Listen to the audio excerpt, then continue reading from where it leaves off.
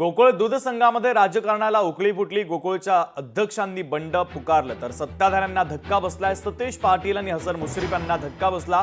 गोकुळ दूध संघ महायुतीच्या ताब्यात जाण्याची शक्यता आहे। आमदार सतेज पाटील आणि मंत्री हसन मुश्रीफ यांनी महाविकास आघाडीमध्ये एकत्र असताना निवडणुकीत महाडिकांच्याकडून गोकुळ काढून घेत त्यावर ताबा मिळवला। 25 वर्षांहून अधिक काळाची सत्ता गेल्यानं महाडिक कुटुंबियांना याचा चांगलाच फटका बसला। राज्यात महायुतीची सत्ता आल्यानं महाडिक कुटुंबियांनी पुन्हा गोकुळ ताब्यात घेण्याच्या हालचाली आता सुरू केल्या। मात्र आता थेट अध्यक्षांनीच बंड केल्यानं महाडिकांनी हालचाली वेगवान केलेल्या आहेत।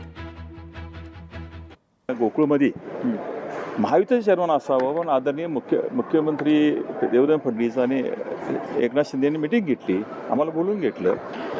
म्हणजे चेअरमन पुढचा कोण असावा ह्याच्यावर खरे मतभेद आहेत।